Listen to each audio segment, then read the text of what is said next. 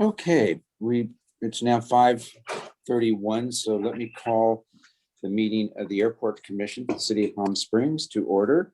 I've asked Kevin Corcoran if he would lead the Pledge of Allegiance, which has been now our pattern.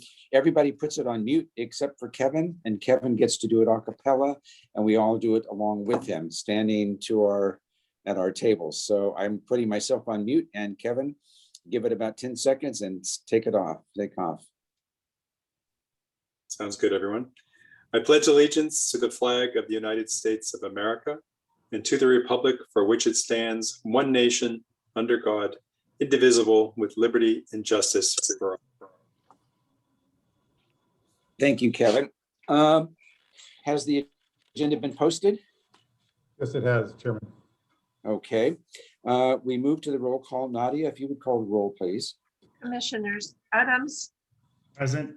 Breslin, Budillo, Burke, Present. Clarkson, Here, Paul Badillo and I both had clicked the wrong link. We clicked last month's, and so we were on just the two of us. I don't know whether he can find this month's, but he's somewhere around trying to join the meeting. Commissioner Corcoran, Here. Dada, Here. Feltman, Here. Primus, Yep. Hedrick, Here. Hearn, Hughes, here, Jones, Chairman Jones, Here. Martin, Philbrook, Present. Pye, Here. Reeson, Schmitz, Here. and Swearrow. Here. Thank you. And was Ralph on? Is Ralph on as well? No, he's not on. Okay. Okay, he's not. All right. You've had a chance to review the agenda. Are there any suggested changes to the agenda? If not, is there a motion to accept the agenda as presented? So moved. Todd, you moved. Second. Okay. Ken Hedrick, Yes. second first. His hand went up first. All those in favor say aye. Aye. Opposed? Abstentions? Very good. Okay, public comments. We do have three individuals who have asked to be recognized. I will start with David Murphy. I would remind those making statements or addressing the commission, their speaker requests that they have 3 minutes. Nadia will do the timing. Also, we are not in a position, since none of whatever they may be talking about has not been on the agenda.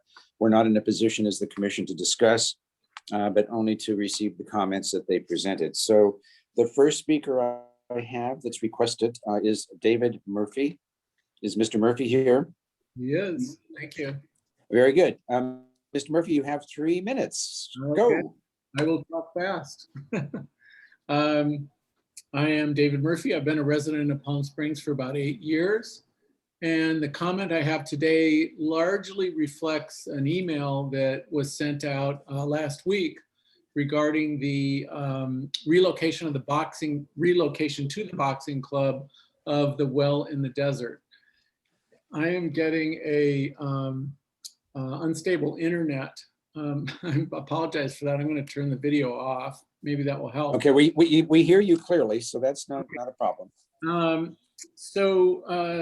I am speaking today on behalf of the Community Partnership on Homelessness, which is a fairly new group. So far, we've had about 100 concerned residents and business owners who are advocating for a lasting solution to homelessness in Palm Springs versus the piecemeal and frankly haphazard approach we've had to date.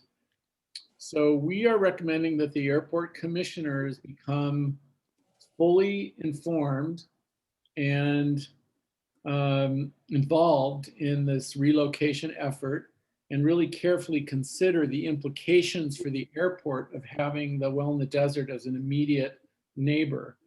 The city, as I understand, is just now beginning to negotiate an agreement with the Well. And of course, this is going to be crucial to affecting the impact in performance of the Well at this new site. So the concern is that there will be a predictable migration of the Wells clientele throughout the surrounding area and onto airport property. So if not carefully managed, it's certain that airport patrons will come into direct contact with the Wells clientele. The Palm Springs Police Department and many public comments at recent council meetings have stated that the well has historically been unable to contain and manage the pretty extensive loitering, camping, petty theft, car break-ins, just kind of general public nuisance surrounding the facility, which unfortunately is behavior that coincides with a population that is really suffering from addictions and mental illness. The Wells response to this situation is to ask the city to approve an overnight shelter system at the boxing club. And we believe that this would be yet another example of piecemeal and haphazard policy and is not advisable for this location and under the current management. So I would just want to close and say that we have 5, we think, very constructive conditions that we think should be included in this agreement. We're going to share those with Justin Clifton and the commissioners, if interested. And hopefully these are conditions that will already be part of the first draft agreement. That's it, and I appreciate your time and attention. Great, thank you, Mr. Murphy, for addressing us. The second individual who's asked to be recognized is Rhea Hoffman. Ms. Hoffman, are you online? Yes, I am. It's under the name Rhea Chorba on the screen, but I am here. Okay, great. You have 3 minutes. Thank you. I'm here tonight, Rhea Hoffman, representing my organization, which is Vaccinate, which stands for Vaccinate the Inland Empire. We are an organization that works to help people find COVID vaccinations, either through appointment or through places that take walk-ins. And we're here to see if we can help with getting our flyers at the airport for those that are coming into town. We've helped over 70,000 people become vaccinated, and what started out as a local effort here in the Coachella Valley has reached on a global scale. We can help anyone become vaccinated, including those that are out of state and non-US citizens. We are not affiliated with the county, any pharmacies, or any other health organizations. And because of that, we're able to find the best resource for whoever calls us. If that means if it's something around the corner, any location. As you know, there are 3 different vaccines, Pfizer, Moderna, and Johnson. And for travelers, Johnson is typically the one of choice since they can get just 1 shot if they're here for less than a month. And we're here to see if flyer distribution is something that the airport is interested in receiving from us and partnering in. So those that are coming off the plane and are visitors to the Valley can receive our flyer and call us if they're interested in becoming vaccinated.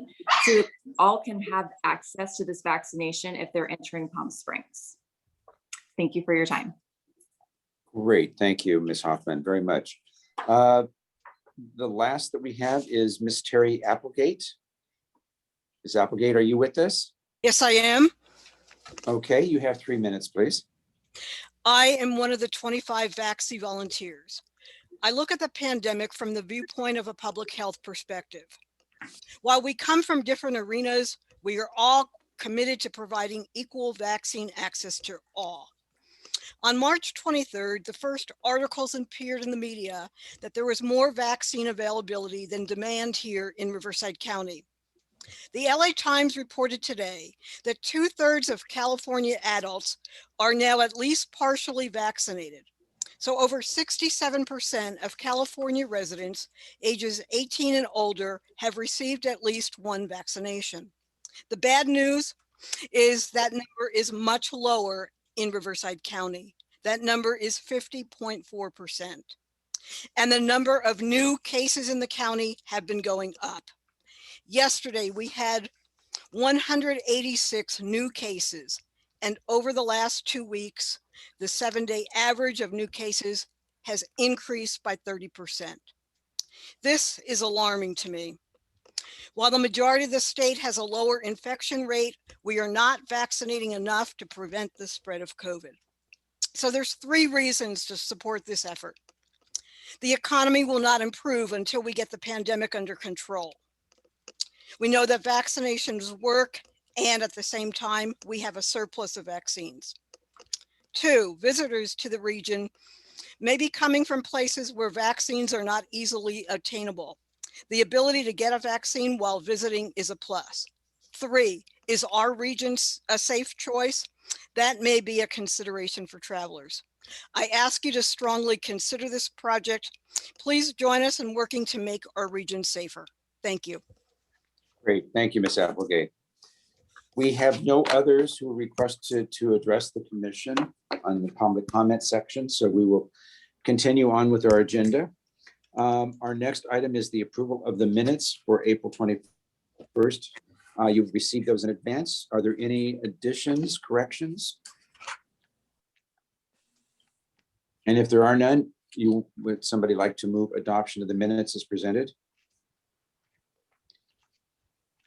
I so move. Okay, Gerald Adams makes a motion to accept. Is there a second? Peter Framath is the second to that. Any further discussion? All those in favor, say aye. Aye. Abstain. I'm getting there. Those not approving, say no. And thirdly, abstentions? Abstain. Okay. Jan Schmitz is the one abstainer. Okay, great. Here too. Pardon me? And Guillermo. I abstain as well. Oh, Guillermo, you also are abstaining. We have 2 abstentions. Okay. Thank Right, the 2 of you were not at the meeting, which was a good reason to abstain since you can't attest to them. All right, then the minutes have been approved as presented. We move now to the chairman's report, which is mine. It's a very short one today because we have a lot of updates from our executive director report.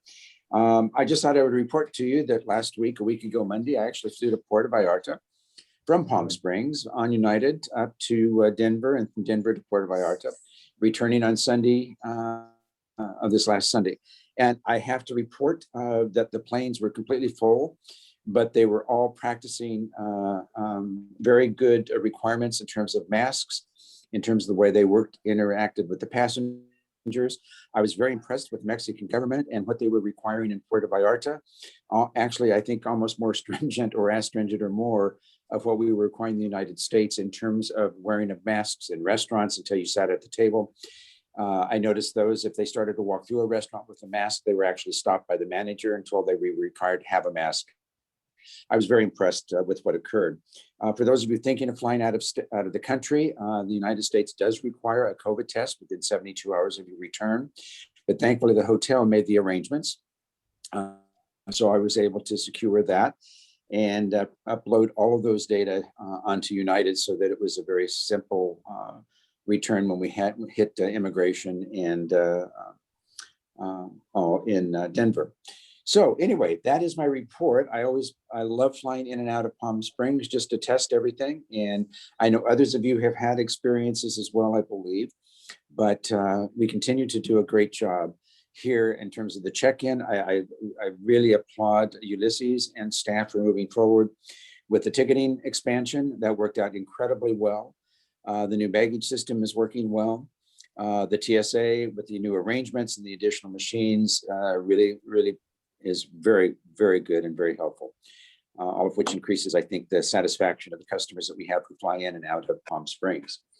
So that really is my only comments today. So now I turn to Ulysses. Any introductions and presentations, Ulysses? There are none. All right. None there. We will move on to the city manager's report. Justin Clifton, and I had a chance to meet with Justin yesterday to talk about the airport and a few other matters. I'm very impressed. I continue to be impressed with Justin. I must tell all of you, I've met him in several different venues in the last month. He has a good handle on the airport. as well as almost every other aspect of city government, quite frankly. I'm very impressed. So Justin, let me turn to you as the city manager to see what comments you would like to make. Thank you very much, Chairman Jones and commissioners. Credit certainly goes to Ulysses and Marcus Fuller for getting me up to speed on airport issues, but I appreciate the compliments. I wanted to spend a few minutes this evening talking to you about the potential for the relocation of the Desert and the Well to the boxing club. So as you probably know, there have been a number of discussions over the last handful of months about the potential relocation. A lot of that is driven by what has been experienced as significant secondary impacts at that location. I certainly understand there's been some concern that wherever that location might be or operation might be moved, that some of those other impacts could be experienced. So the city council is certainly very aware of that. I want to first say that I think the council has been very, very thoughtful about this. There aren't a lot of great solutions at this point. I think they're really thinking both in terms of a temporary and a long-term solution. The long-term solution, of course, takes some time. Relocating that operation also required finding property that had appropriate zoning, and other things that would expedite this relocation. So ultimately, City Council has directed staff to investigate that relocation and to start making plans accordingly, but the process still needs to go back to council for ultimate approval. So some of that direction includes having staff really look at adding additional layers of accountability to whatever agreement we would have. In the case of the well's current location, it's captured in a conditional use permit. And in the case of use of the boxing glove facility, it would likely be a lease agreement.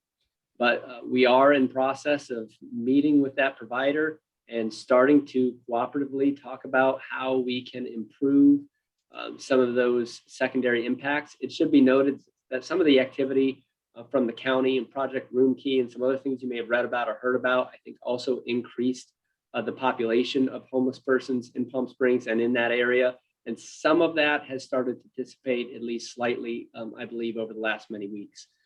So bottom line is we're talking with the provider about how to better manage some of what happens at a facility like that. So one of the ideas that the provider came up with on their own was to ask members who go to the drop-in center, and I should clarify, it's not proposed at this point to be any overnight shelter. It's a drop-in daytime use facility only. Separately, the well has also discussed and promoted the idea of building pallet homes or other temporary shelters that could be used in that type of overnight fashion, but none of that has been discussed. We'll park that in kind of a long-term strategy garage for now. Short-term, it'll be daytime use. And they've proposed things like having their clients basically sign an agreement that if they're going to come there and get services, things like showers, a meal, perhaps other resources, that they would agree not to go across the street, to be lounging around on the grassy knoll at the entrance or walking through the airport and some of the public areas. I'm well aware that they can't necessarily control human beings, but I do think they can use the leverage that they have as the provider to create some accountability. And so we've talked about a variety of methods, including just appealing to members who participate, clients, if you will, to appeal to their interest in one another as a community, to say, please, do what you can to not participate in the kinds of activities that made Barristo Park near the current center such a controversial thing, which threatens the services, frankly, for use of people in that community who need it. So bottom line is I think there's more we can do. Our police department was quick to point out that the proximity of the police station is also a big advantage. In fact, numerous cars every day and more if they want can drive by that facility and route to wherever it is they're going to or coming back to the station. So we're generating these kind of ideas as a way to try to make sure that we do better with those secondary impacts than what we saw in the current location. We'll propose at least a very draft form of that agreement or an outline of those key terms, most likely at the June 10th City Council meeting. That's always a little bit tentative as we set our calendar and some items roll over from one meeting to the next, but that will be forthcoming with a target date of sometime in August to actually make that move.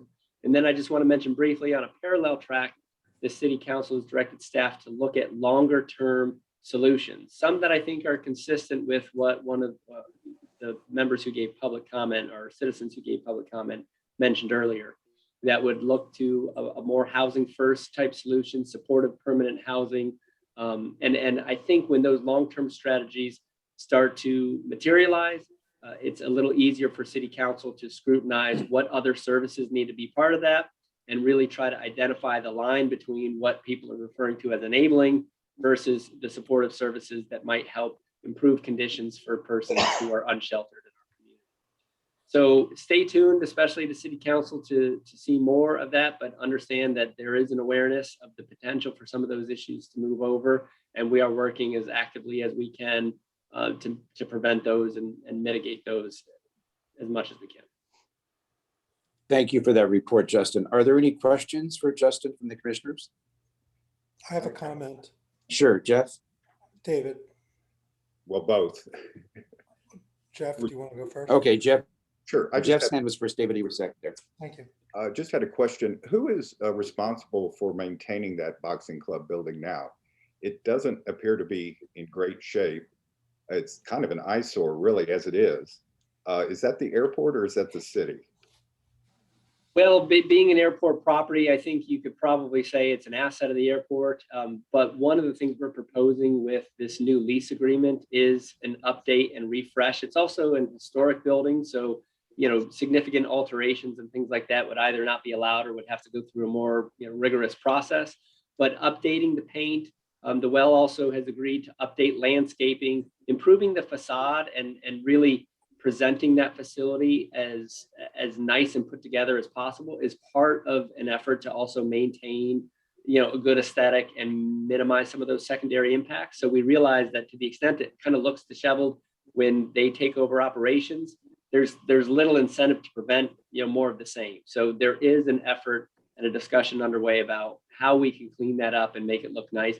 I should have added, it might also include some other modular units, so other partners that provide other important services, including mental health and the like, can be provided on site. So we are going to try to clean up the whole area. Okay, thank you. We had David in the queue, and then Gerald, you'd be next up.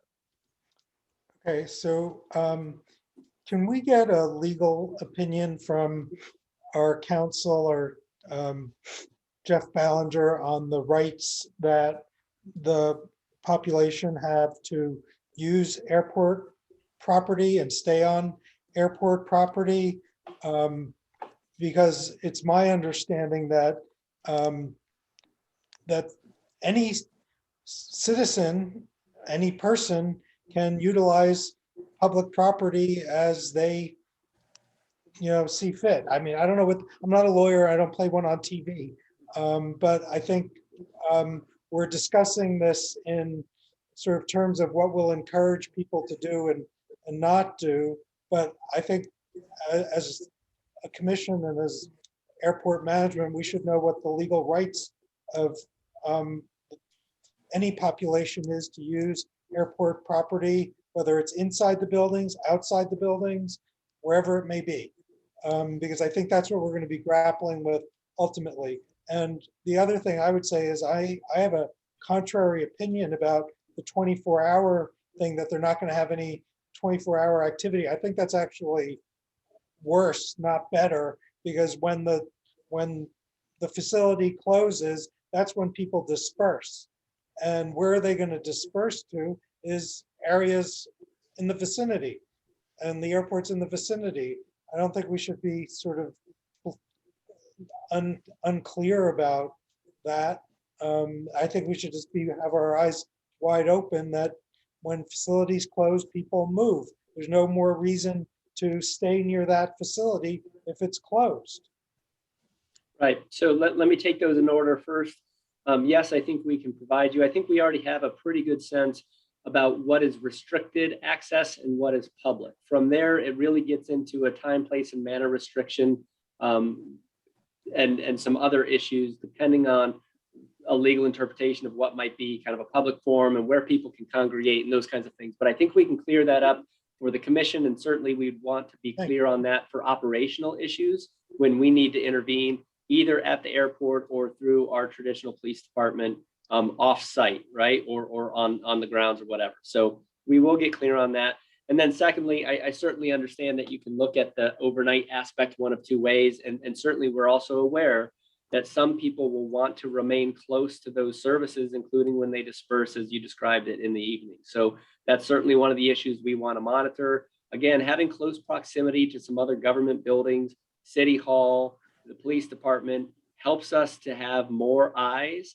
The bottom line is when council gave direction to the city staff to negotiate or include terms of accountability within this lease agreement, it was an attempt to improve upon what we had before.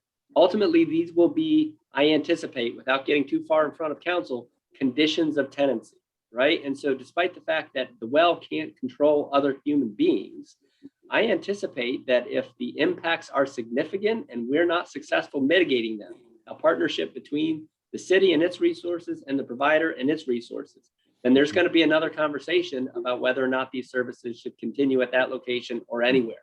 That's what I'm presenting to the provider, that the only way that this works long-term is if it's a lot better than what it's been. I believe that to be true. I can't speak for the city council. That would be their decision on kind of where that line is, but they've directed us to build in that accountability, I believe, exactly so that there's a way out of this, frankly, if it doesn't materialize that way and it's worse than what we anticipate. Thank you. Thank you for that response. Gerald, you were next in the queue. Yes, is it not correct that this is just a temporary situation and instead it takes away the incentive to find a more permanent solution? And given that it's a temporary situation, what does temporary mean? Yeah. Time frame. So as I indicated, there's kind of parallel tracks right now for something short-term and something else long-term. The city still has some funds, some HAP funds that were provided by the state that council has indicated they really want to invest in some sort of a housing-based solution. That's going to make it a lot easier if you have the kind of resources, say, here's a tract where if you're willing to engage, you're willing to seek help. It is a sensitive population, right? Mental illness can be significant. Addiction challenges can be significant. So I don't want to create an image that, no matter what we do, that we can just lift everybody out of these circumstances. I don't think that's the case. But with better long-term solutions that will take time to develop, I mean, years, frankly, if we're talking a housing project, especially, and they've asked us to pretty quickly, as early as this summer, issue some sort of a request for proposal or a solicitation of letters of interest or something like that from partners to start to get ideas of what that housing-based solution might be. So it's starting in earnest now, but to build something, and depending on how modular it is, versus stick-built, it's certainly going to take at least 12 months and likely more to build something like that. So that's the difference between short-term and long-term. I think the idea is, especially in hot summer months where the county will also likely stand up some sort of other cooling center type facility, to be able to provide basic services with the intent to shift some of those to more long-term solutions, but to make sure we have the capacity that those that want to engage, that we can actually serve them, right? So that if you're, one of those in that population and you decide, okay, I get it, I can't just come get a shower and a meal, I have to engage and try to, improve my circumstance, get mental health help, get addiction help, whatever the case may be, that if somebody raises their hand and says, I'm ready for that, that the capacity is there. I think what nobody wants is to find ourselves in a situation where somebody's just left out. And to the same point about somebody who's out on the street at night when there's no place to go, with or without these facilities, we're going to have homeless persons in our community, and like we have in cities almost all across the country. So the real goal is long-term, we need a better way to support that population in a way that also minimizes those secondary impacts that we all see so clearly. So I don't have the crystal ball. If I knew the answer, somebody would probably be asking me to do something else with my career, but that's the endeavor, and we're going to work hard. We're engaging other partners plus the county to try to figure out exactly what that looks like. It's going to take us a year or two to get there. In the meantime, we'd like to improve the temporary services that we've had in place. Thank you very much for that very complete answer, Justin. Are there other questions for our city manager by commissioners? All right, seeing none, we'll move on with the agenda. We move to the executive director, Aguirre.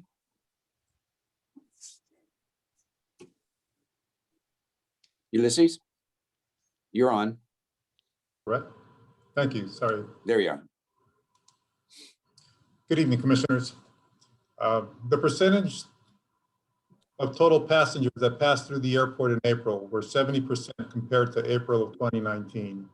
If you recall, the percentage of total passengers for March of 2021 when compared to March of 2019 was at 53%. That is a nice percentage increase. The first half of May continued to be strong, as every day through May 13th has been at least 88% compared to the same day in May of 2019. And there is no sign of a slowdown at this point.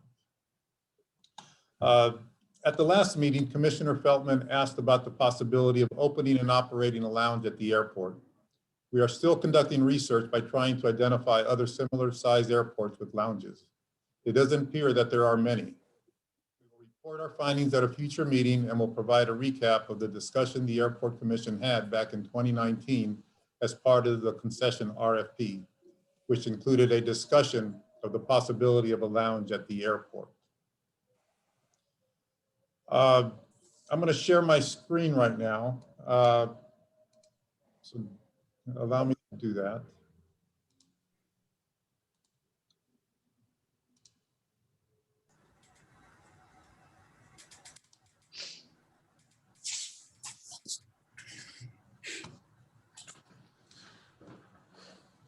There were a few recommendations from last month's noise committee pertaining to the airport's website, and Nadia completed the following improvements. One of the recommendations was to add a search function up at the top of the page, which she has done. Interesting enough, the website did have a search function. However, it was at the bottom of the page instead of the top of the page. She created also a page exclusive for noise. So with one click, we can get to the noise page here and have all the information that an individual is looking for.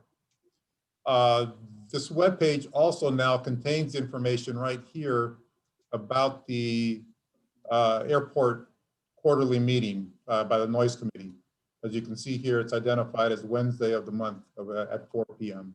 in the months of January, April, July, and October. So I think most of the items that were identified have been completed successfully by Nadia. Thank you, Nadia, for that.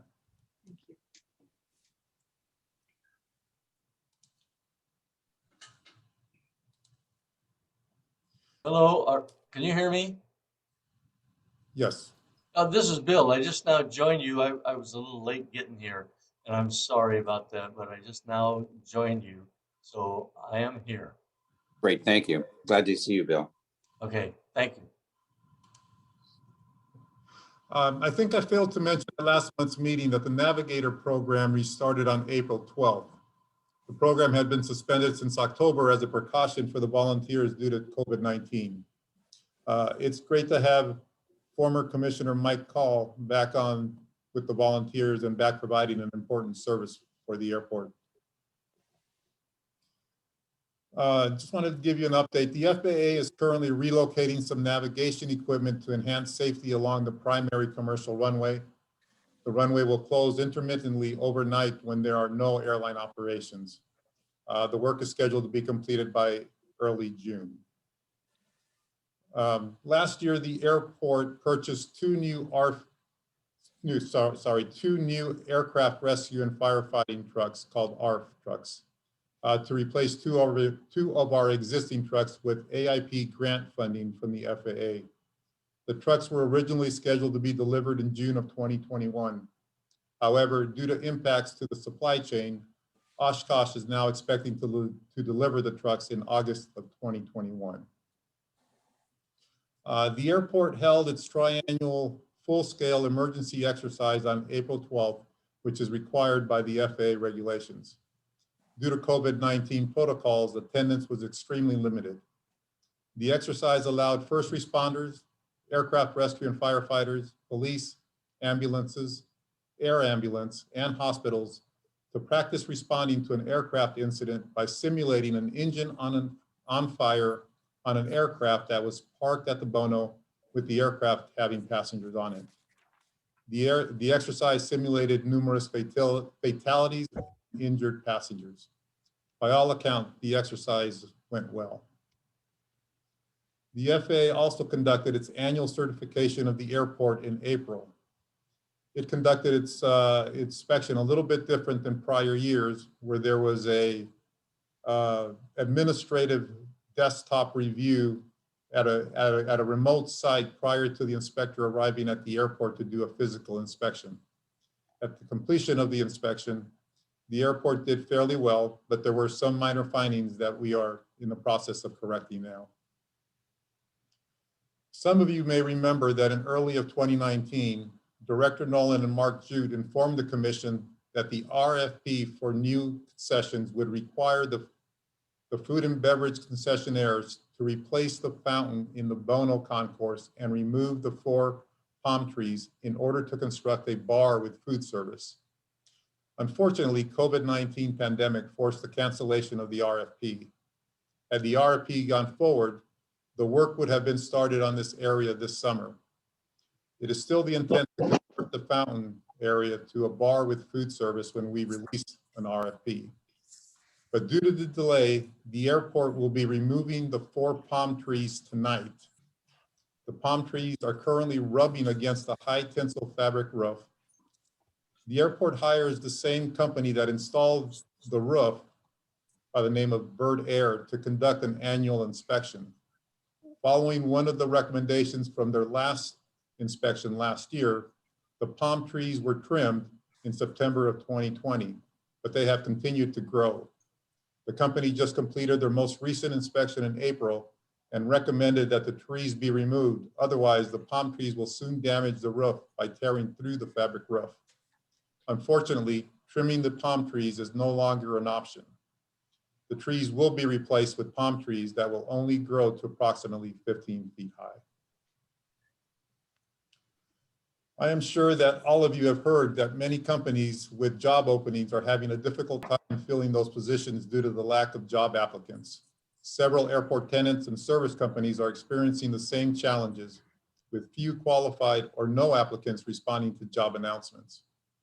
One of the areas that is most visible and impactful at the airport is ground transportation, specifically taxis and TNCs, that is Uber and Lyft. At peak times, arriving passengers are waiting between 20 and 60 minutes for a taxi. It is my understanding that long wait times for taxis and TNCs is prevalent throughout the Coachella Valley. Airport staff met with Sunline and the taxi companies, and they informed us that they cannot find new drivers or convince previous drivers to return. The primary reason given is that many individuals are receiving financial assistance from unemployment benefits and PPP that is equal to or greater than what they would earn as drivers. Also, many Uber and Lyft drivers have stopped driving for the same reason. Additionally, I read in a recent newspaper article that both companies recently changed how drivers are compensated, which allegedly lowered their take-home pay. Finally, the recent increase in the price of gas has also negatively impacted the earnings of Uber and Lyft drivers. All of these reasons apparently have resulted in fewer drivers. Understanding that due to fewer Uber and Lyft drivers during peak periods leads to surge pricing. The price of some trips from the airport due to surge pricing can be significantly higher than a taxi fare to the same destination. As a result, some customers are choosing to take a taxi to save money, which increases the demand for taxis, leading to increased wait times. Unfortunately, it appears that this condition may exist until the current financial assistance for potential applicants is reduced or eliminated. I had a conversation with Chairman Jones upon his return, and he said that he himself personally experienced a delay for a taxi upon his return from Puerto Vallarta.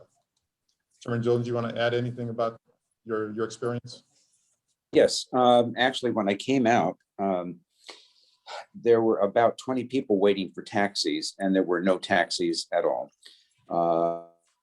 And so I ended up calling Lyft, which came within about a half an hour. So it took about 45 minutes to get transportation home. I was not aware yet of the issues surrounding the lack of taxis. So in a conversation with the executive director, I was suggesting that we have some type of some statement posted near the taxi stand so that visitors coming in have some sense that there are no taxis, or they're going to be very far and few between. And there's also a phone that they could call to get some assistance as well. But I was quite surprised because I'd come in about 3 weeks before and there was no problem. So as Ulysses has outlined, there is an issue about getting drivers to fill those positions that are really begging for people to submit applications to. Ken, you need to unmute. Yes, is there any thought of putting a surcharge on taxis so that the drivers can be adequately compensated? I mean, if the price of gas is going up, and they're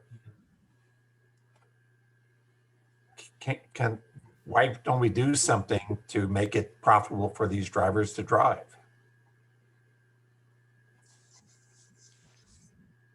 That discussion would have to be undertaken with Sunline, as they are the taxi regulator for the Coachella Valley. We can definitely ask if they've made that recommendation or considered such a recommendation. Can I raise a related issue? David? I believe that parking is also impacted by this, and wonder whether there's sufficient sort of signage and, you know, capacity, and whether we're monitoring that. And I won't tell you my whole personal story on that here, but just raise that I have a little bit of empirical research on parking over there. I think people are figuring out they can't get Ubers and Lyfts and taxis, and parking is, are you seeing any evidence of that? I'm not sure, issue with parking in what sense? I'm sorry. In that more parking is getting tighter over there. That's my experience. At the airport? I think Commissioner Feldman is suggesting that because of the diminishing availability of taxis and Ubers, or TNCs, I should say, people are starting to park in the parking lot rather than rely on public transportation when they return. We have not had any issues with potential running out of capacity of parking in our parking lot. Okay, thank you. Multiple smaller sections that comprise our total parking lot out there, and we have not heard one report that we are close to maximizing the capacity. Thank you. Check with that to see if that's the case, and we can do an analysis to see whether our revenue is somehow significantly different than prior years with the same number of passengers. Do you have a sense if and when we'll start getting more regular taxi service and TNC service? No, the owners of the companies have been trying to convince existing drivers to come back. Those are prior drivers to come back, as well as trying to recruit new drivers. It's just it's just the mathematics from people earning more or the same without having to come to work, as opposed to those people who are coming. Subsequent to our conversation, and when I returned from Puerto Vallarta, have you been able to give any thought or talk with staff in terms of some type of signage, just alerting those coming into the airport about various alternatives that they have? I have not. I know Daniel was working on something. I'll meet with Daniel afterwards, and we'll expedite signage if none is out there. Okay, all right. You have more on your? I have one more. Mm-hmm. Yeah, one more report before we ask Victoria to give the financial report. So the last thing is JBT is the name of the company that will manufacture and install all 8 of our new passenger boarding bridges. JBT will start removing the passenger boarding bridges at gate 4 and 9 in early June, kicking off the project. The schedule calls for JBT working on 2 gates at the same time during the summer, and then scaling back to one bridge after November 1st with the anticipated increase in aircraft operations. The project is expected to be completed during the first quarter of 2022. So that completes my presentation. I'm going to ask Victoria to give the financial update right now, but are there any questions on any of the items? Any questions for our executive director? And let me remind you too, to please mute your phone when you're not speaking. We're getting some feedback here and there from various commissioners. So it's great to, we'll just mute ourselves in between time. Any other questions for the executive director before we continue on with the budget and finance report? Okay, you listen. Victoria, would you please give the financial update? Thank you, Mr. Geary. Good evening, Chairman Jones and members of the commission. This presentation is for the April 2021 financials for the Palm Springs International Airport.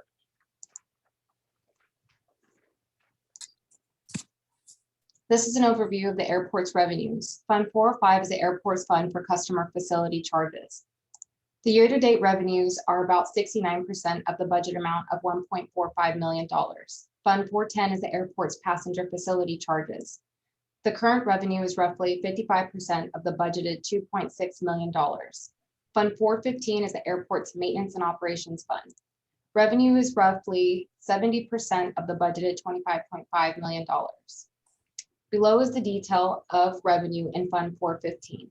I'm going to highlight 5 of the key revenue generating accounts. Scheduled landing fees, which exceeded the budgeted $1.3 million by approximately $295,000. When compared to prior month, landing fees increased over $310,000. On airport, rental car is approximately 112% of the $3.2 million budget. This account increased by approximately $805,000 when compared to prior month. Terminal airline space generated about $1.6 million in revenue, which is about $165,000 more than March numbers. Lease parking fees are at roughly 91% of the $2.1 million budget. Lastly, the land rental fees increased by approximately $93,000 when compared to prior month. Back to the top of the screen, we focus on Fund 416, the airport improvement revenue. The airport is on track for this time of year at approximately 86% of the budget amount of $15.5 million. Now for a review of the expenditures. Fund 405 has approximately $70,000 in CFC planning from the budgeted $4.1 million. Fund 410 has no change in expenditures from March. Fund 415 is showing the airport is around 62% of the budgeted $25.9 million. Lastly, Fund 416 shows the expenditures, which are about 21% of the budgeted $60 million. Slide 4 is an overview of the revenue versus expenditures. For the period ending April 30th, 2021, CFC, PFC, airport operations and maintenance, capital projects all had a surplus as revenues exceeded expenditures. To note, in Fund 415, expenses decreased by approximately $1 million when compared to prior year expenses. Lastly is the airport's cash summary showing the restricted funds. The cash flow for Fund 405 increased by about $240,000 compared to prior month. Fund 410 increased by approximately $370,000. Fund 415's cash flow increased by about $500,000 when compared to prior period. Fund 416's cash flow decreased by about $233,000 due to payment of invoices. Approximately $30,000 of these expenses will be reimbursed by AAP grant funding for the Ticket Wing project. I'm here. It's okay. Take it. Let me remind commissioners, please mute your microphone if you're not speaking. We are getting background noise and talking from some of you. So please, everyone, to mute your self until you're actually speaking. Victoria, I'm sorry for the interruption. Continue. No worries. The remaining amount is the airport's local share. That concludes my presentation. I'm available for questions.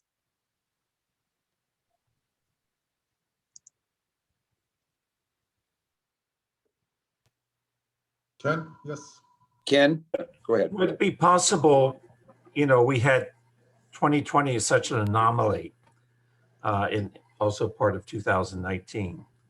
Would it be possible that we also include 2019 as comparison purposes, since that's our benchmark for basically full operations, to see where we are? And also do the same for the arrivals and departures on aircraft operations.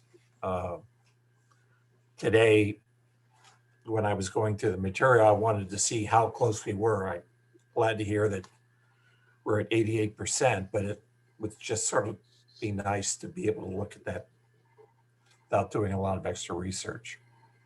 Thank you. Thank you for your Okay, feedback. Ken. Peter? Yeah, Peter? Victoria, one question on your, on the last page, it talks about restricted cap. Shouldn't that be unrestricted? Last item on the last quote. 7.5 million, I believe it was.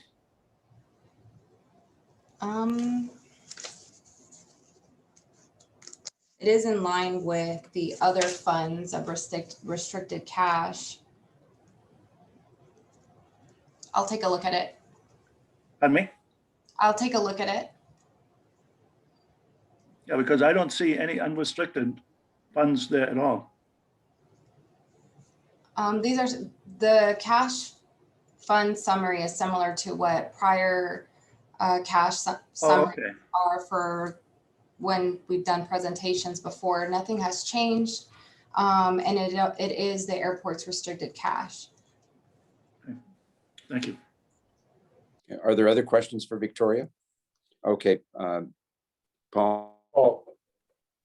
Thank you, Al. Victoria, I have a question. So with regard to, the airport received CARES grant funds. So how much did we receive and what's the balance left? So we received a little over 11 million. We utilized about 1.6 million in prior period or prior year. And then we utilized another, I want to say 3 million. So we do have a remaining balance that we actually haven't had to touch into. So it's been kind of nice since we've had a surplus in revenue. Thank you. Mm-hmm. So, and we have, I believe, the CARE funding, we have 4 years to use that. So we still have 4 years to allocate somewhere if we'll need it, the balance, which is about less than 7 million. Yes, and we got, and it's 4 years from the date that we received the funding. So if we received it in 2020, then we have up until 2024 to utilize those funds. Thank you. Let me just fill in a couple of points there. So I shared this with the commission before. It was part of the presentation last time, just to make sure. The airport has received right now the CARES Grant Act that was just over $11 million. We got that in April of 2020. In December of 2020, we also received a grant that we're executing right now under CRISA. And that would give us another $4.7 million for operations and $280,000 for concessions relief. Out of those, as of June 30th, we anticipate that we will have drawn down $6.7 million. So that gives us, I'm sorry, and then one other thing is we anticipate receiving additional grant funding through the American Rescue Plan Act, ARPA, as well. We have not been contacted by the FAA for what those dollar amounts are, but we anticipate to be about $10 million for operation, $1 million for concession relief, which would be a total of about $27 million when you combine all of those. And as of June 30th, we anticipate drawing down 6.7.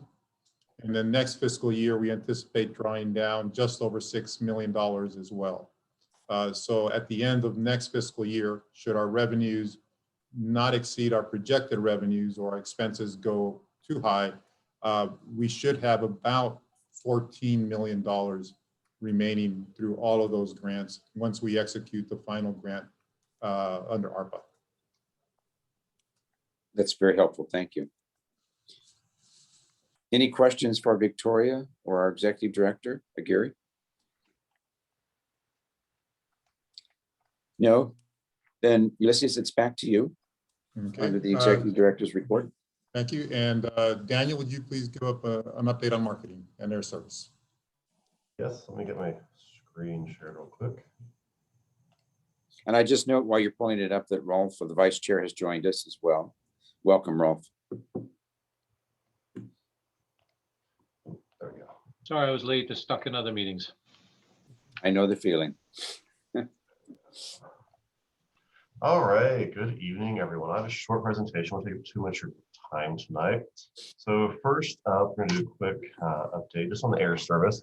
Not too much has changed since the last one. A couple of noted things. Alaska has increased their service to Seattle in June and July by actually doubling their service, which is great. If you remember the last commission meeting, I mentioned that Delta took their Seattle service from seasonal, extended that to year-round, so having some additional lift to Seattle. In June, actually in 2 weeks, I think it is, I'm going with the CVB and their consultant, Along Pacific, to do a headquarters meeting at American Airlines, discuss the service here in Palm Springs, how it's going, and we can talk about some other possible routes. So the ones we definitely want to go for, some of our goals would be, Charlotte service hopefully one day, and year-round Chicago O'Hare on American would be great. With Delta, they added another frequency to Salt Lake City. So this summer, we're going to have 3 daily summer flights to Salt Lake versus 2 in previous summers, so additional lift from them. Southwest, as you guys all heard, they launched their Vegas service on May 9th. It went well. They told me the flight went out full. It's operating 4 times a week right now, Thursdays, Fridays, Sundays, and Mondays, but it goes daily in June. The same week, we're going to visit American at their headquarters, or the next day, we're doing a visit with Southwest Airlines as well, talking to them about what their routes and how their performance is here in Palm Springs, then talking about the potential for future expansion. So I'm excited to go do both of those. Next up, just had a updated slide on the scheduled departing seats. I showed you guys a similar slide for the last commission meeting. This one takes us through July. If you see May, again, that one we are right neck and neck. We're actually up 0.4% compared to May 2019. 2020 is the yellow bar, 2019 is a light blue, and the middle bar gray is 2020. In June, we're up 27.5% in available scheduled departing seats compared to 2019, which is excellent. And in July, we're up 52% on available departing seats from Palm Springs compared to 2019. A lot of this actually, it's due to the arrival of Southwest Airlines with their service on their 4 routes, but also the additional service from Alaska to Seattle and Delta to Seattle, and also Delta's additional flights to Salt Lake City are definitely helping, giving us a boost. So as Ulysses mentioned earlier, we're definitely seeing positive upward trends on passenger traffic. So I am cautiously optimistic that I'm going to call it a good summer is ahead for us. So I'm definitely excited about that. We're going to have the available seats, and it looks like the way passenger trends are going, I think we're going to have the people to fill them. A little update on the marketing communication plan. I know City Council at the last meeting awarded the contract to Aviatrix Communications. They are based in San Diego, California. They have researched and developed similar plans for many airports from Oakland to San Diego to San Luis Obispo, Idaho Falls, New Orleans, and many more. So a lot of great experience doing exactly what we're wanting them to do here for us. Also, their staff, all of their staff has direct experience working in airports, in marketing and air service and communications roles at various airports. So they have been in my shoes. They know exactly what it is I am trying to do. And so I am very excited to get to work with this company and getting things rolling on our plan. Contract is currently working to be signed with city procurement. So the work should be in probably the first week of June, which is about a week and a half away, so not too far away. The contracted cost of this service from them is going to be $39,000. If you guys remember, our max budget was $40,000 for them, so we came in just under that. So everything should be good to go with the marketing communications plan, and we're expecting it to take about 12 weeks from start to finish. And then we are doing I have a Zoom call with them tomorrow afternoon, kind of start a bit of brainstorming and seeing how we're going to start rolling out and how they want to start doing their interviews with members of the commission and in the community and various stakeholders, airport stakeholders, to help us start building this plan together. And that is all I have for you guys. Quick, short, and sweet. Any comments or questions from anybody? Any questions for Daniel? It's all trending in the right direction much earlier, I think, than any of us ever anticipated, including the airlines. You may recall a year ago, they were projecting it would take 2 to 3 years to get anything back up. Daniel, one question for the airlines that have mothballed their fleet, they've taken them offline. How long does it take for them to bring an airliner back into service on average? Do you have any idea? I actually don't know that question. So I know they have to pull it out. There's a lot of checks and things that have to go through the entire plane. I've heard anecdotally, I think it's about 30-day process, depending on where they are in that. So a few weeks. But I know a lot of them are bringing them online. I know United's bringing planes back, American, Southwest, a lot of them are. Allegiant is. I've seen a lot of airlines actually starting to hire. Allegiant, just saw an article, they're planning to hire 200 pilots. United, I think this summer is bringing back, I think they're going to be close to like 90% of their 2019 summer schedule. So everything's trending in the right direction, and we're very fortunate here in Palm Springs since we have such a high tourism demographic that uses our airport. Leisure traffic is definitely back. All airlines are reporting that leisure demand is probably back to pre-pandemic levels. It's really the business traffic that hasn't returned yet. And so us being a leisure destination versus a business destination is definitely beneficial to us right now. Very good. It's incredible news. It's very encouraging news. Any other questions for Daniel? I just want to say thank you, Daniel, for excellent report and all your efforts. Can we do a last call pool party flights to Palm Springs? Because the leisure market is booming incredibly, and the airlines are just like changing their schedule last minute. So it doesn't hurt to send a memo to the airlines and pool party Palm Springs. And I know it sounds a little crazy, but that's what people really want. People want to be outdoors, they want to be safe, and they want to enjoy themselves. And Palm Springs offers that. Oh, definitely. And golf too. Are you offering your pool, Guillermo? Of course, social distancing, of course. I don't have a pool yet. Of course. Over to your house, Guillermo. Yeah. And my neighbors too, I'm sure. Great. No, but I just noticed the need. I know the airlines are going to the national parks, and we have a beautiful weather, and we have pools, and we have early morning walks out.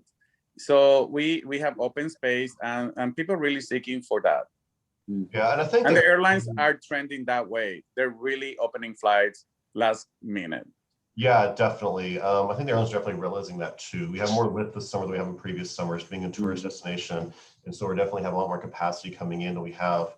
I actually looked at the numbers, and to go back and find another summer where we had more available flights than we do this summer, I had to go back to 2007, before the Great Recession. That was the last time we had more. So that's how it was. And so this is the best summer we've had as far as availability, flights and seats in a long time. So I'm definitely thinking we're going to have a great summer. And I know myself and the CVB, we talked to the airlines quite a bit, and we let them know really information, how things are coming back. And we passed on, we get information on the hotel capacity, how rooms getting booked up more and more and more. Yes. We relay that to the airlines and let them know. In fact, actually, that was some of the information that we provided to Southwest that helped them make their decision to launch Las Vegas service out of here as well.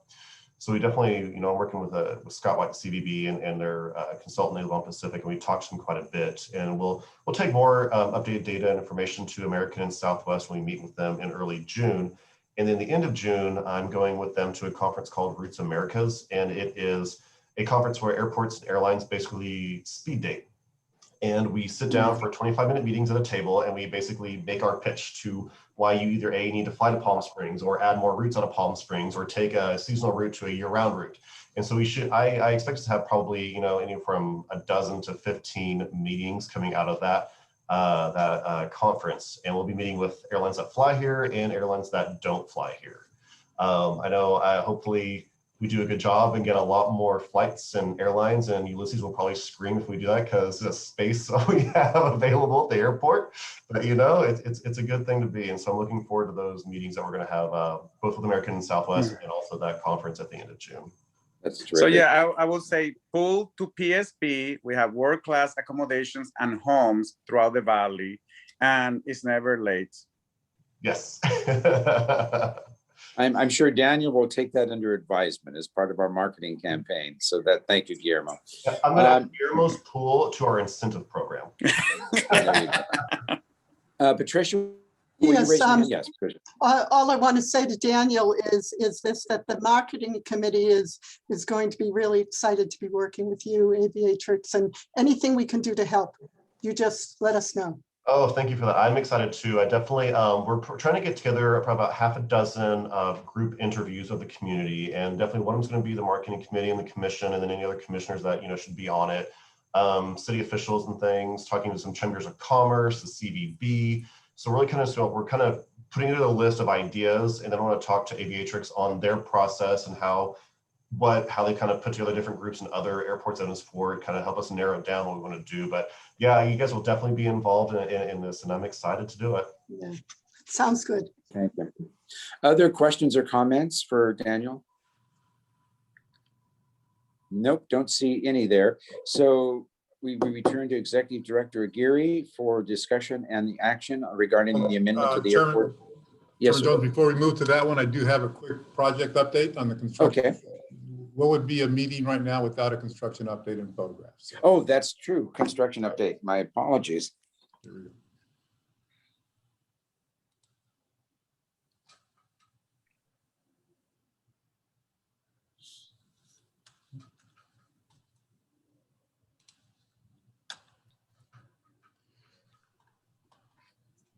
One more thing and I'll be right there. Okay. So the two pictures are the lobby area at the south end of the ticket hall. The demolition has been going on for a few weeks, as you can see. The work in the picture on the left shows the work related to two sets of stairs and one narrow ramp that used to be there before, with one set of stairs and one ramp going to replace that. So that's in this area over here. The picture on the right is where the ticket counters for WestJet, Southwest, Allegiant, Sun Country, and JetBlue used to be. You can also see the old bag belt, which will be demolished soon. The back wall will be demolished and a new wall will be constructed approximately 19 feet behind this location to create a new ticket lobby. Demolition of the interior airline office walls behind the existing back wall is also well underway. The full length of the old bag belt will be demolished. The bottom picture is of the bag screening room. The TSA will remove and relocate the EDS machine, which is under the plastic sheeting, to another airport. Upon completion, the non-public areas will have an IT room, airline ticket offices, and Alaska Airlines cargo office. The new baggage handling system went live on Friday, May 14th, so last Friday. The system has been running smoothly. As expected, there have been some adjustments and modifications required by the installation company, Logan Teleflex. Airport staff have been learning the system and responding to clear all faults. Here is a short video produced by Swinnerton Builders, the general contractor.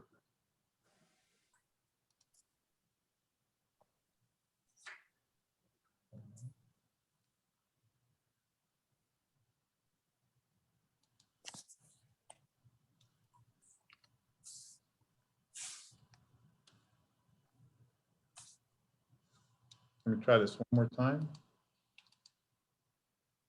Here we go.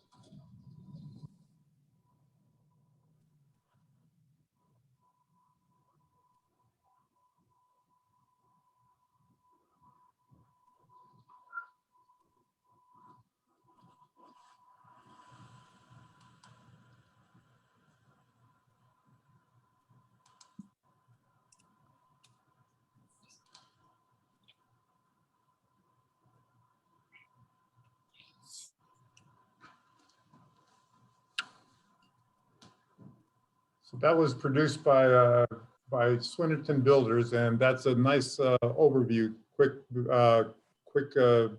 preview of how it's been going since Friday with the installation. Here, the pictures on the left shows the new baggage inspection room with the 3 EDS, explosive detection system machines that were installed and operational for the start on May 14th. The picture on the right was taken this morning with the full complement of 5 EDS machines, following the installation of the final 2 EDS machines on Monday night. I found it interesting how the system is designed to bring in and remove EDS machines. So on Monday night, equipment was staged out in front of the access doors. On the other side of the access door is a section of the baggage handling system. The system is designed for this corner section of the BHS to be unbolted from the adjacent sections on each end and rolled out of the way. The equipment is then brought in through the access doors, utilizing a forklift for heavy items. Here is a short video of the first IDS being brought in on Monday night.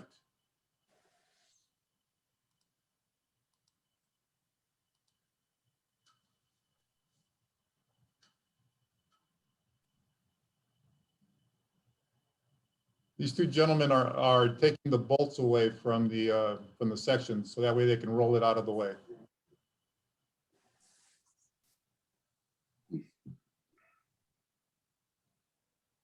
The gentleman on the right is the lead installer for Logan Teleflex.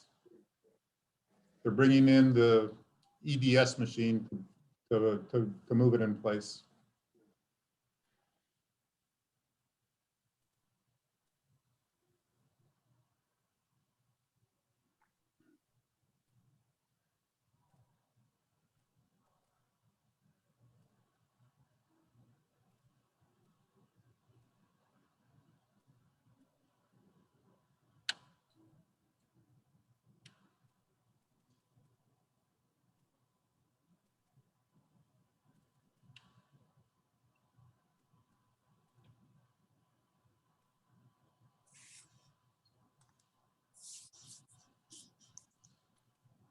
And then after this, they end up bringing in all the other sections and connecting it to the baggage handling system, the conveyor system that supplies the bags, and then on the other end, the conveyor system that takes the bags away from the machine. I found it pretty interesting. I'm sorry. So as you can see here, the tugs and carts are parked along the new baggage carousel. This picture was taken this morning. We currently only have 2 carousels operational. The 3rd one should be completed and turned over to the airport in July. Are there any questions regarding the construction project?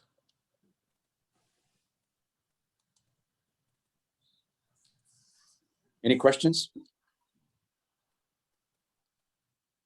I don't see any questions, Ulysses. That really was very fascinating to see how we're moving forward with these capital improvements. So no questions, Ulysses, so I turn it back to you. Okay, this now is, that completes my executive director's report. Thank you. And we move next to the discussion and action item about the amendment to the airport car rental concessionaires agreement. Yes. I'll summarize the staff report for item 11A that was included in the agenda package. This action requests the Airport Commission to recommend to the City Council to approve amendment number 4 to the airport car rental concessions agreements. As a result of the impact from COVID-19 a year ago, the airport and car rental companies executed an amendment which extended the term for 12 months through June 30th, 2021. Included in the amendment was the abatement of the minimum annual guarantee, or MAG, for the duration of the term, with the airport still receiving 10% of gross revenue. All other terms, rates, and fees remained unchanged. Abatement of the MAG was due to drastic drop in the number of passengers starting in March of 2020, which was anticipated to continue for an unknown period of time. Although passenger traffic has increased month to month since January, passenger traffic has not returned to pre-COVID levels. Due to the existing economic conditions, airport staff recommends executing another amendment to extend the term another 12 months through June 30th, 2022, abating the MAG for the duration of the term, keeping all other terms, rates, and fees unchanged, and would maintain the airport receiving 10% of gross sales. Airport staff believes extending the term allows the airport and car rental industry both one more year of operations and hopefully recovery in the new COVID-19 economy. Also, city staff plans to restart the conceptual planning for the consolidated car rental facility during this extension period, which will likely play a significant factor as to whether the city should extend the current agreement, short or long term, or pursue a competitive bid. As it pertains to the MAG, airport staff's analysis shows that the airport will not lose any revenue over the entire fiscal year if the MAG is abated, since the airport will continue to receive 10% of gross revenues. Airport staff anticipates that 10% of gross revenues would exceed the MAG if it were reinstituted and calculated as stipulated in the agreement. The calculations were based on projected car rental transactions using the passenger forecast, which I presented last month in my budget presentation. Based on the passenger traffic these last 4 weeks, I remain confident in our forecast.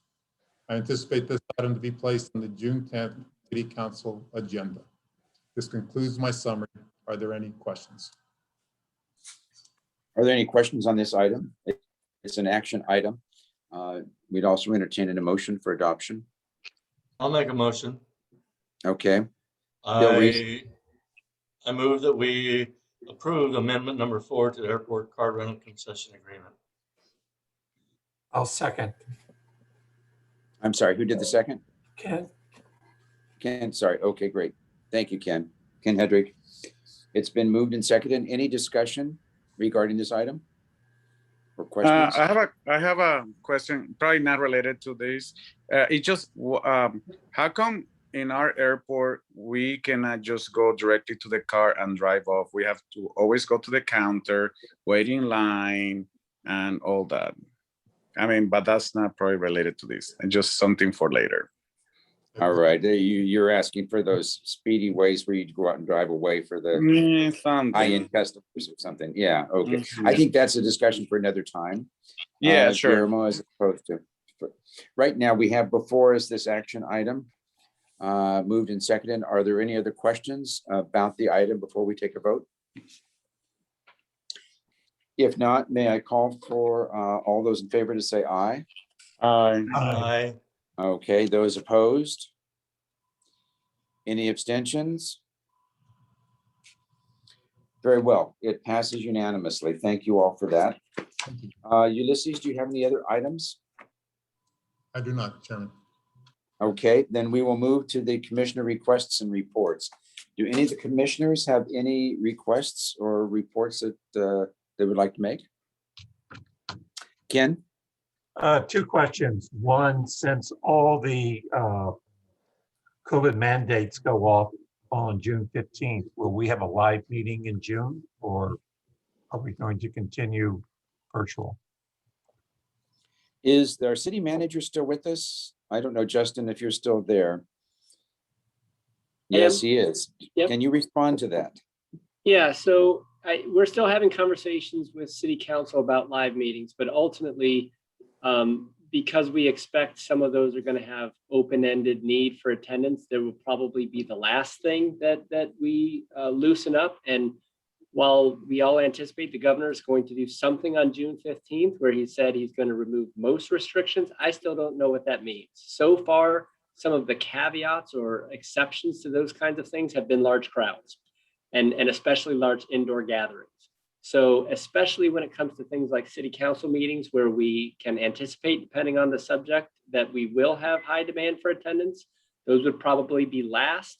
Other groups, depending on past experience with public attendees in particular, or size of the group, and frankly, by looking at the room today, this one's a little larger than some others, you know, we're gonna have to play some of that by ear. But ultimately, we're deferring to the state. So if the state tells us we're good to go indoors with the following rules, we would likely adopt those rules and proceed back indoors. Great, thank you. In other words, stay tuned, Ken. We don't know for sure yet. Another question? And the second question is, there's a possibility there'll be a Build Better Forward Act with the president's infrastructure program, are we coming up with ideas on on what projects we would like to have funded through that program? I have to return to the executive director. We have not. We are developing a 5-year capital improvement plan with some other projects extending beyond that 5-year period. Based on the requirements of what comes forward, we can definitely match those up and see if there are any opportunities that we can expedite other projects as well. So we do have a list that we can definitely compare very quickly of some of the capital needs of the airport. So we will have some shovel-ready, quote-unquote, shovel-ready projects that we can send in. Shovel-ready, we have very limited options for shovel-ready. That basically means you've got the designs complete and ready to go, and we do not have that on many of the projects. We still have to go through design. Okay, thank you. All right, any other questions from commissioners, requests or reports? Okay, Kevin, unmute yourself. So this is really a question. I'm not sure Ulysses or Justin what this is for, but how do we as a commission monitor what's going to happen with the boxing club? Justin's comments today were helpful in terms of clarifying where the city council is about this, the potential of all this. But considering the other comments that were made today and the potential impact on the airport, and yes, relative to the impact in the city and other parts of the city where the well has been, how do we as a commission continue to monitor this? Should this be part of our monthly agenda, just to know, number one, what's happening and what's been decided, and refer to Justin or to Ulysses and others just to know what's been decided and what are some of the terms and conditions, if this moves forward, that would protect the airport? Is this something we would monitor on a monthly basis, considering the concern that other commissioners have raised about the potential impact on the airport and the airport operations and all of this? Any ideas or direction on how we as the airport commission should be following this, considering the significant impact this could have on the airport and all the operations? And again, it's a question, I don't know the answer, but do we do something officially? Do we something a standing agenda item? How do we stay in touch with this so that we can make sure that the airport is not impacted in a negative way? So let me jump in there if I could. I would propose at minimum that I would be here to update the commission at these meetings on the kinds of basic terms that find their way into an agreement, updating the commission on when we expect the commencement of lease and those kinds of things. I would also certainly respect the commission's desires and defer to the commission on whether it wants to have a standing agenda item or something like that. Needless to say, I'll be in touch with Ulysses, and our team members will be in touch with each other between airport, PD, city manager's office, and others to make sure we're capturing any of those impacts. Because again, the purpose of putting some of this into our lease agreement is to have accountability mechanisms. So those same data would be appropriate to share with the commission by way of update. But if the commission wanted to have some more deliberative involvement, have it as a standing item to consider those impacts, or at some point to make a recommendation to the city council, I think that would be appropriate. Understand, of course, that we're already trying to balance some very important strategic interests. And unfortunately, the council gets the unenviable job sometimes of reconciling when those strategic interests conflict. In this case, the airport, and dealing with a really sensitive component of our community. But I wouldn't want to deprive the commission of an opportunity to weigh in if it wants more than simply being kept up to date. I think we all share the same interest anyway. So to some extent, if the commission wants to weigh in and say, this is our perception, or this is what we think might be the more significant impacts, or especially if we're seeing present conditions that you foresee might have an impact that's not yet realized, and your insight as commissioners might be helpful to share with the city council, I would welcome that kind of input. I think the council would as well. So Kevin, with that response, first of all, Peter, you've got a comment, and then I'll come back to my question. I would like to weigh in on that because I find it a little bit disappointing that the commission wasn't even consulted in that. I suspect that there will be a fairly strong opinion by most of the commissioners. And I think it would be appropriate to see what the majority of the commissioners have to say on this subject, because I think the recommendation to the city council would be, don't do it. Thank you. Okay, turning back to Kevin, who raises, oops, sorry, first, Paul has a comment. I just have a question. What was the experience with the well at their prior location with the surrounding area? Were there homeless people camping out after hours, et cetera, similar to what we're thinking might happen here or may not happen here? So one quick word of caution, which is that I wouldn't want to get too far down the road to something that might seem like a deliberation of this commission on the item. So as I stated before, I think it's at least safe that I can restate what I've indicated. There were secondary impacts. There was certainly just congregation of individuals, the materials that they tend to collect, shopping carts, tents, and some of those things. And by the way, we intervened before the end to start saying, look, you can't leave that stuff just on the sidewalk. If you do, I actually instructed our police department that they're free to remove those items, to impound them, to release them to the individuals. They are their possessions, but that they'd have to come to PD or wherever they're held to do that. They can't just leave them on the sidewalk and impeding traffic. And there were other worse impacts, far worse. There were neighboring businesses restaurant property and other places that were used as an outdoor restroom. And, there were other needles found in the park and some things that really are, I want to call it what it is and not try to sugarcoat it. These are pretty significant secondary impacts associated with a congregation of that population kind of being in one place for a long time. So, I certainly know that city council wants to be participatory. At the end of the day, all of these commissions have a role to play, an important one, in having unique insight over the thing that they oversee, right? Planning and Zoning Commission, the Airport Commission, and the like. Ultimately, most of those exist to give specialized feedback and focused insight to the city council in the decisions that it makes, the same way that staff does.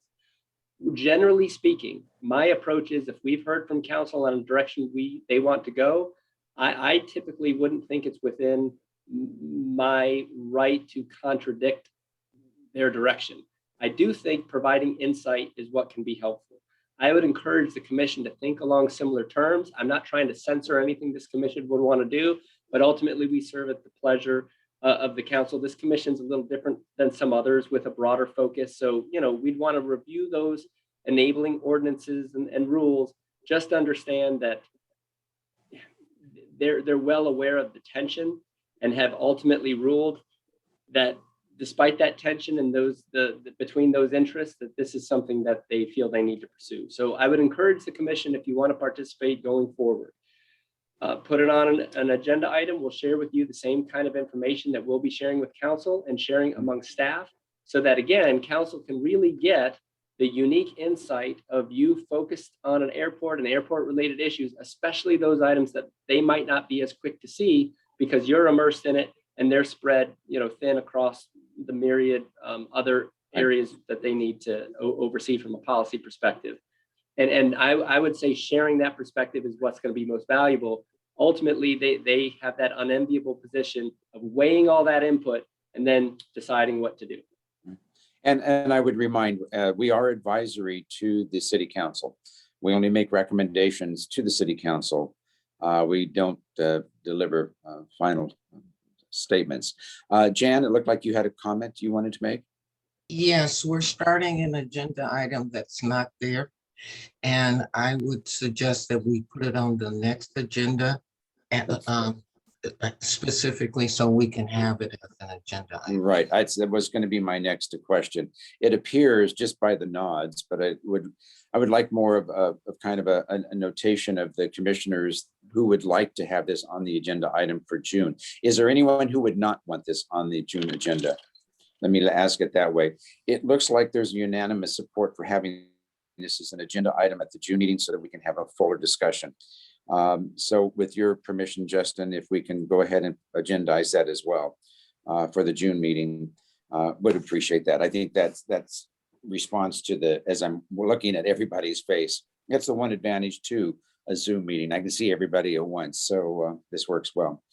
All right, thank you for raising that, Kevin, and thank you for your comments, Peter and Paul, as well as Jan. Any other further commissioner requests or reports? Guillermo, are you raising your hand? I can't tell. Well, I just want to say thank you, Palm Springs Airport, for being there after taking 3 flights from Punta Cana, Dominican Republic, and arriving to Palm Springs.